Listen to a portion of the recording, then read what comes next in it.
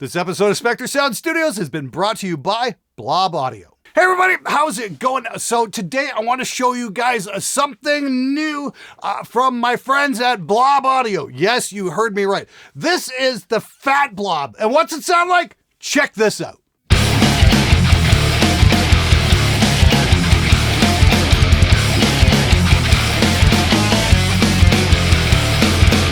Wow, this thing hits hard. And what I like about this, it's kind of a no-brainer to get it to sound good right out of the box. Now, if you've been watching my show at all over the last year, you've always heard me ranting and raving about people sending in mixes on my mix review show about how they need to get a good jumping off point to learn how a good guitar should sound by itself and how it will work in the context of a mix. Now, I've definitely made some other plugin recommendations in the past. This one sounds pretty damn good right out of the box. It's going to take minimal tweaking to get it to sound good in the context of a mix, as we just heard. It's got a little bit more functionality than some other plugins, that's for sure, but still, as far as beginners go, it's really hard to mess this one up.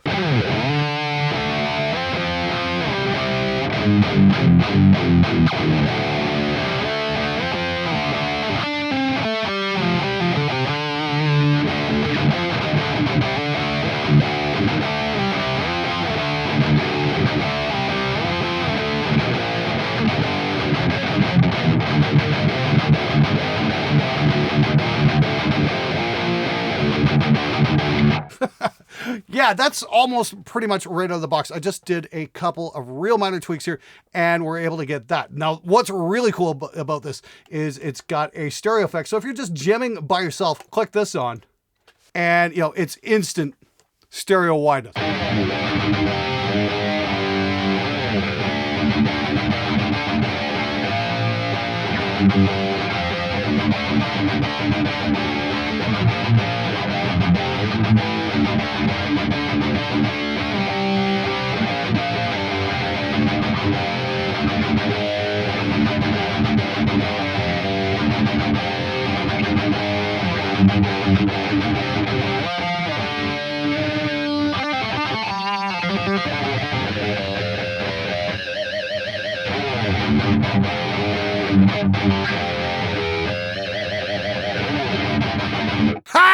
Oh yeah, that's what I'm talking about.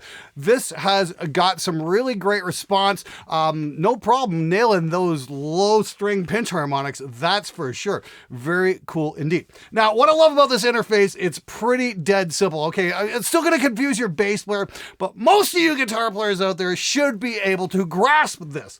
You've got basically two mics on this and they move left and right. And you can't even change the volumes of this at the time of shooting this. Now, they did give me a whole list of updates that are going to happen. I'm playing with a pre-release piece of software here, but they've got a bunch of fixes that are going to be ready for the release in February. When the fuck was the February release? Oh, fuck. You try and prepare for this shit as much as possible, and it's still like, okay, yes, it's being released the first week of February. I'm shooting this on January the 18th because I'm getting my ass ready to go on a massive trip, and Blob hit me up and said, hey, you want to do a video on this? And I'm like, let me check it out first, see if I can even make a recommendation to it. So I played around with it. I'm like, this is really good for beginners. You know what I mean? If you don't know what you're doing about recording at home, this might be a really good solution. But I gave them a whole list of things that need to be fixed. And they've been really cool about responding to this. I'm like, okay, this needs to be fixed. This needs to be fixed. There's a few issues with the IR loader and the built-in microphone simulator. It's cool, but you can't change the level between the different microphones. That's good and bad because it makes it really hard to fuck this up.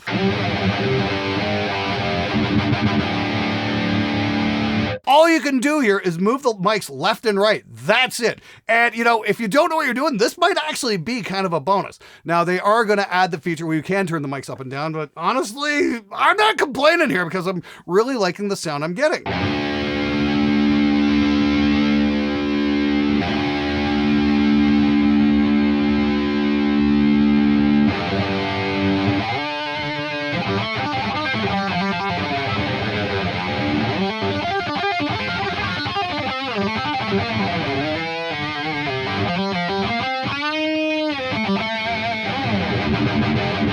Yeah, super cool. I mean, you got your usual bass, mid, treble, presence, all that kind of stuff. And it can get a little nasty if you start, you know, cranking the living shit out of stuff, of course.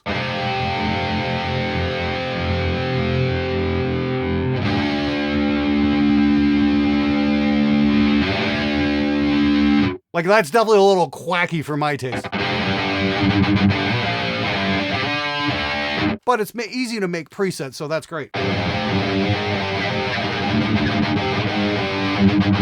Now, one really neat feature I'm seeing here that I haven't seen on an amp sim before is this little headphones button. So all you guys who are watching this video listening on headphones and whatnot, check this out.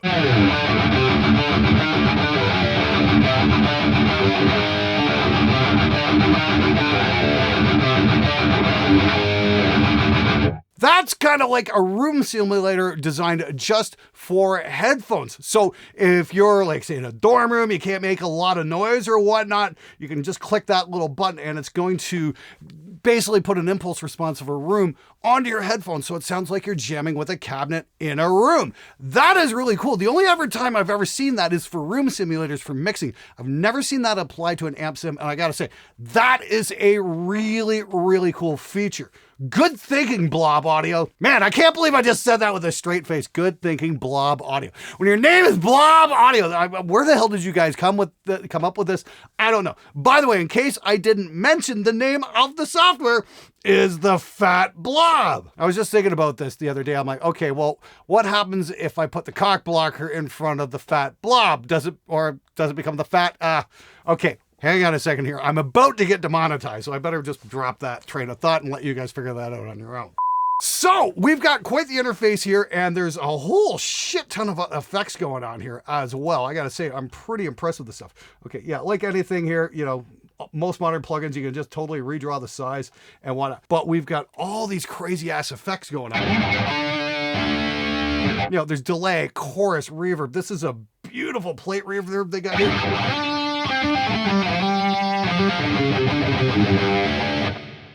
Listen to that, just psst. That's great. Cool thing is, you know, the effects stay stereo even if you drop the little stereo widener effect off.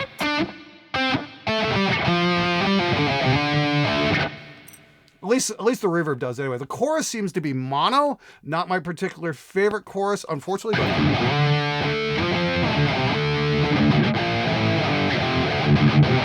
It's not bad. I'm gonna throw the old stereo effects back on. Now there's of course a great stereo delay.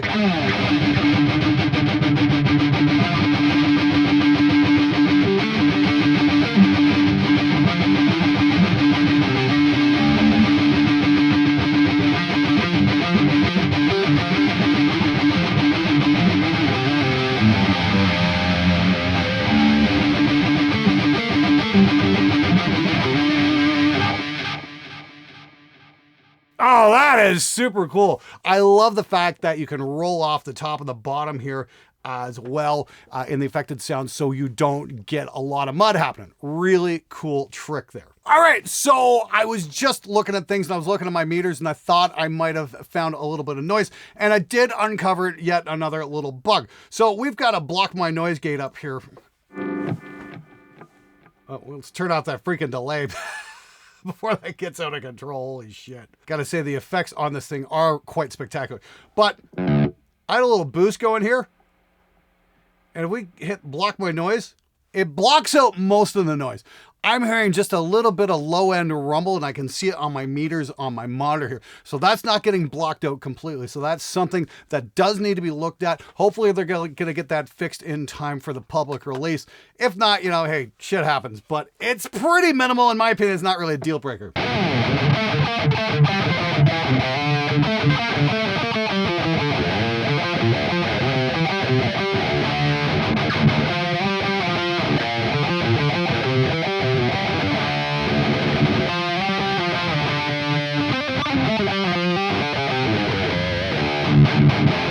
Yeah, that's just great. That's just all kinds of cool. And I didn't even have that in stereo mode. That's the crazy bit. That's just too cool. I absolutely love the fact that they include that. Another really neat thing here, we've got a really great tuner, actually, and it mutes things, so that's perfect. I mean, I like that. As a guy who's run a studio for a couple of decades, believe me, auto mute when the tuner kicks on is great. I wish they invented that, 20 years ago. Might have saved some guitar players' lives. Not saying it had anything to do with me, just don't go looking too closely at those dental records. Anyway, oh God, there's nothing more annoying than listening to a guitar player tune up at top volume. Oh, anyway, that's a very thoughtful thing. Good job, guys. There's even a metronome here, so just say go. So that's cool. That works great. Now, there's all kinds of effects going on here, and I had a couple of these set up just to kind of show off. We already listened to the reverb and the delay.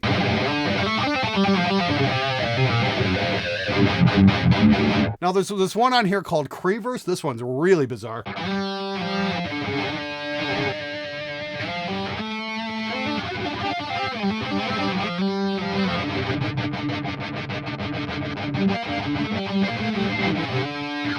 Whoa, that's just bizarre. It's some kind of like a reverse delay. I don't know what the hell's going on there. Just, yeah, that would have done really well in the 60s, I think. Now, another thing they got in here that I really like is this vibrato. It really allows you to get a very staccato-like effect if you're a fan of the Voivod album, Nothing Face. You know, this kind of sound might sound familiar.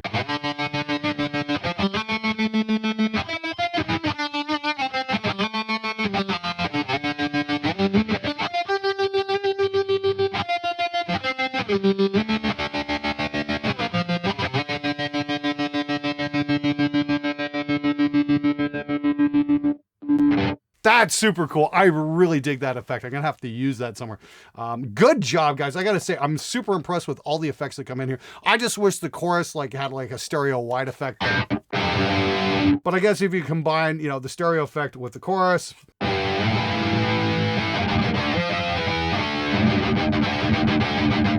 it does the thing, I guess. The nice thing is if you throw in the texture here, this also works as a flanger. That's actually more like a phaser.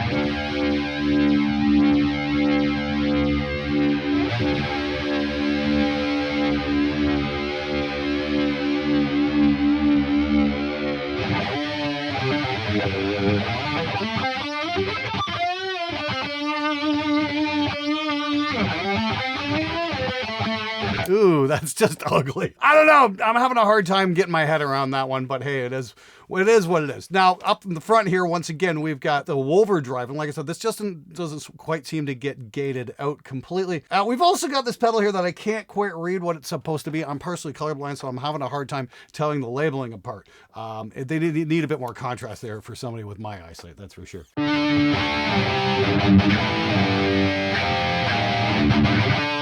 There's also this compressor effect here that I think works really great for lead playing, just to kind of even out your pick attack and whatnot, just to hit the virtual amp head just a little bit harder.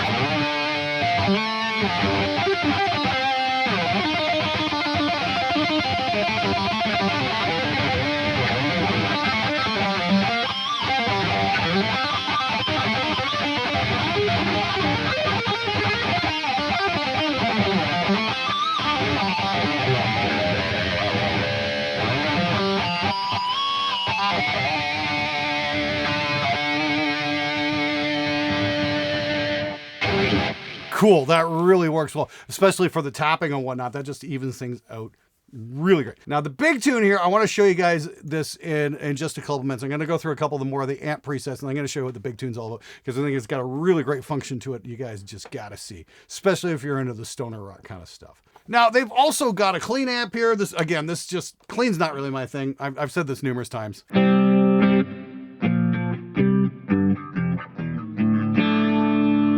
But it sounds very, very nice. I love the artwork. It looks like something that Henning Pauly would just love to have in his studio. So I don't know what you guys were thinking, but hey, okay, it works.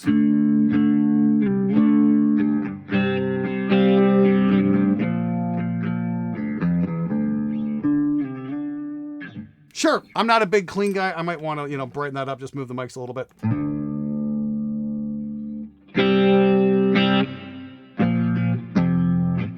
How about this one?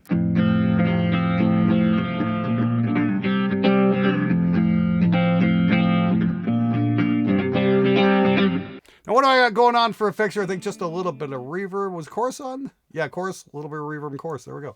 Just dry. Yeah, that works. And, again, it's got that stereo widening effect. I love that thing. Here's the thing about that stereo widener. If you're going to use this on individual tracks in a mix, don't turn that on. But if you're just sitting here playing by yourself and you want a nice stereo wide amp sound, great, go for it. But this isn't exactly something I would use in a mix, that's for sure.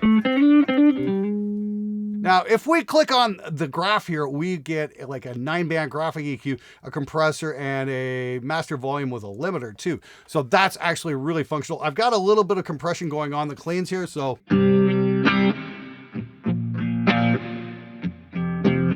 they're not going to peak out and whatnot. This thing really grabs. I wouldn't recommend it on the heavy stuff all that much. For the clean stuff, though, it works fantastic. I got to say to Blob Audio, great job including that. I thought that was a really nice feature. I'm just going to caution you guys out there who aren't really that familiar with compressors. Use it very sparingly. It's extremely powerful and you can really mess up your sound if you start diving in with the controls. Learn some basics about compression before you start applying it here, because yes, you can do some damage. All right, now the last thing on here, and I gotta say, this is one of the most fun things about this amp sim, is this amp right here. This is the Rock amp.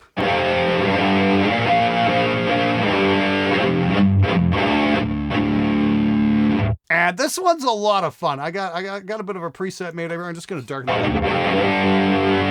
And what I got going on here is I got a compressor in front. I think I got no drive, but what I was using was the big tune. And what I'm using is an octave below.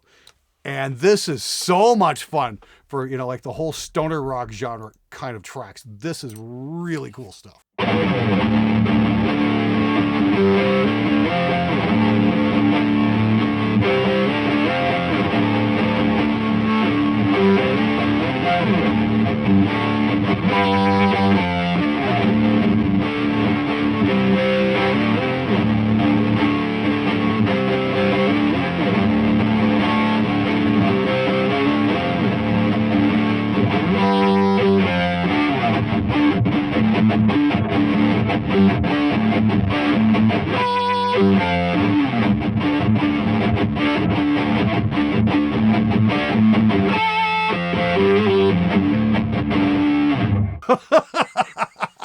That is so much fun. That's great. It just makes me want to call my buddies up and say, hey, let's do a Kayash cover or something like that. That is just too cool. I was not expecting to get that kind of craziness out of this thing. That octave is just magnificent. It works so well.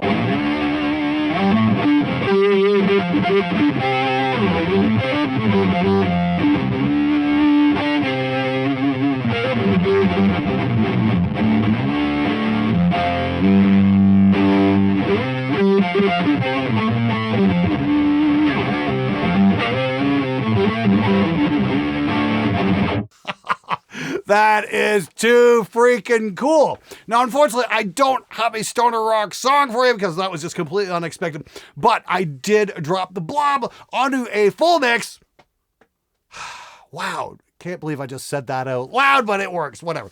And I got this. Hit it.